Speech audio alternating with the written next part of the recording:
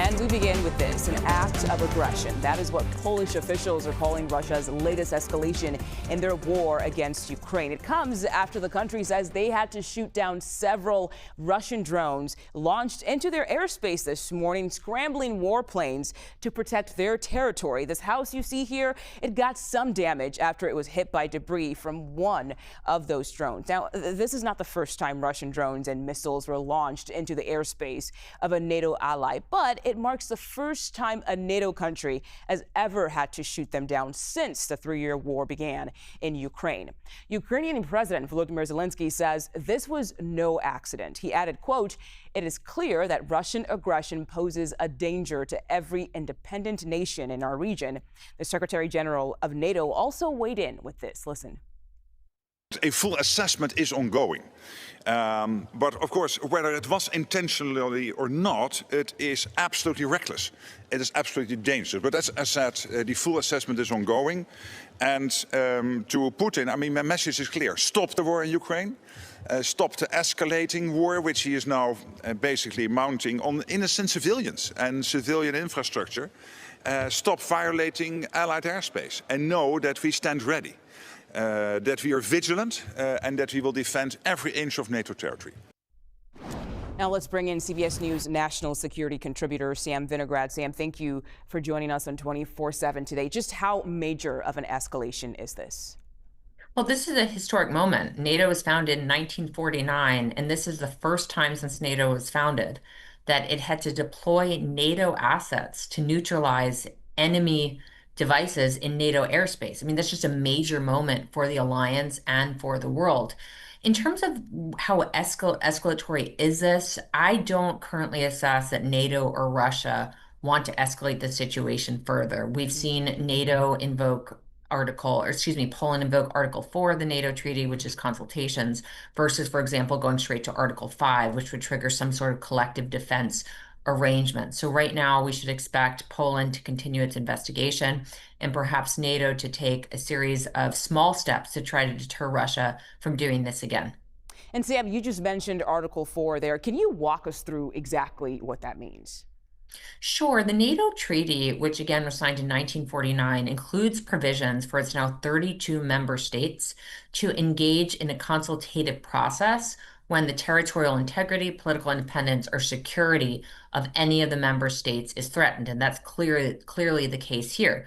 Whether intentionally or unintentionally, likely intentionally, Russian drones penetrated a NATO member's airspace. And so currently, NATO permanent representatives are meeting to discuss what happened, to consult, and to decide on next steps. So rather than going straight to some sort of collective military response, there are consultations amongst the 32 member states. Yeah, and you mentioned Article 5 earlier as well. What does that entail? And is there a possibility for that to actually be activated in this case? Article 5, in layman's terms, means that if one country is attacked, the other member states have to come to that country's defense. Article 5 was invoked once on 9/11. It could be invoked again, but I do think that that could trigger a much larger series of events on Europe and potentially involving the United States and Canada, which are NATO member states as well. And that is likely something that both Russia and NATO member states will try to avoid. So ostensibly, countries are looking for both an off-ramp as well as a convincing way to deter Russia from engaging in this harassing activity anytime again. All right, Sam Vinograd, thank you so much for your insight today. Thanks. We appreciate your time. And for how the White House is responding to all of this, let's go live to CBS News senior White House and political correspondent Ed O'Keefe. Ed, what are you hearing from the Trump administration about all of this? Muga, the White House said the president's been read into all of this, but notably just about 2 hours ago, he chimed in on Truth Social himself saying, "What's with Russia violating Poland's airspace with drones? Here we go." What does that mean? What does that entail? What does that mean for a U.S. response? Of course, we don't know. The president likes to dangle these kind of vague and dramatic pronouncements on his social media accounts, so we'll wait and see if the White House, the Pentagon, the State Department have anything more to say. But as you saw there from the NATO Secretary General, they're still trying to assess exactly what was going on. He had a intelligence briefing scheduled for 11:30 Eastern, and we don't normally get a readout of those, of course, and that's a pretty standard meeting he has, so he very well could have learned more during that meeting. But for now, obviously, they're monitoring it and in consultation with NATO allies. Yeah, Ed, as you said, there are question mark about what here we go. What does that actually mean? But we know President Trump has continued to threaten sanctions against Russia. He's done that over and over again, but hasn't actually pulled the plug on that. So is it likely we're going to see that this time around? And what's on the line for them? I think we're seeing chatter about it already, and there's already another push underway up on Capitol Hill to pass a sanctions package that would sort of redefine when a president can put in place sanctions on Russia and sort of pull back certain elements of them or put them back in place. That proposal's been on the books now for several months and has more than 80 bipartisan co-sponsors. Among them is the Republican senator for North Carolina, Tom Tillis, who says they really should get to work on this, but they're waiting for cues from the White House. Take a listen.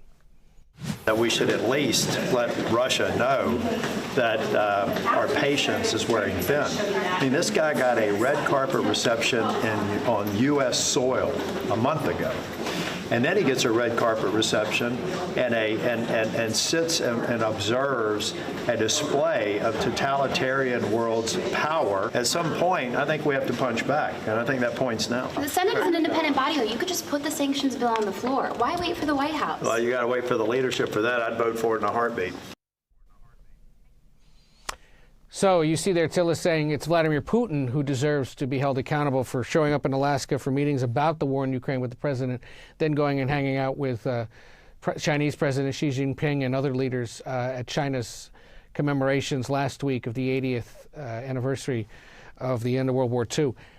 All of this, though, as you see Tillis say there, depends on whether or not the White House wants Republican leadership in the Senate to move forward with it. Normally, you'd think Congress would work on its own, but they've been waiting for cues on all of this from the White House because, of course, you measure that potential work and the statement it would send against whatever diplomacy or other action the White House is contemplating. All right, we shall wait and see what happens. Ed O'Keefe, thank you so much for joining us today. I appreciate your time as always. Take care.